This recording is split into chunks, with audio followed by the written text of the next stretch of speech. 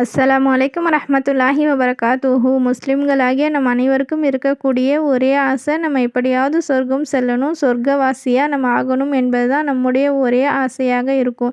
நம்ம சொர்க்கம் செல்வதற்கு எளிமையான 4 வழிகள் என்ன என்பதை இன்ஷா அல்லாஹ் இந்த பதிவில் பார்க்கலாம். 1. சலாத்தை பரப்புவது. நம் முஸ்லிமான சகோதரர்களை பார்க்கும்போது அவர்களுக்கு சலாம் சொல்வதனால் அல்லாஹ் தஆலா நமக்கு சொர்க்கத்தை கொடுக்குறான். சுப்ஹானல்லாஹ். 2. நல்ல பேச்சுக்களையே பேசுவது. இரு நபர்கள் பேசிக்கொள்ளும் போது அல்லாஹ் தஆலாவுடைய படைப்புகளை பற்றியும் நபி அவர்களை பற்றியும் பேசுவது. வீணான பேச்சுக்கள் இல்லாமல் மார்க்க சம்பந்தப்பட்ட விஷயங்களை பேசுவது.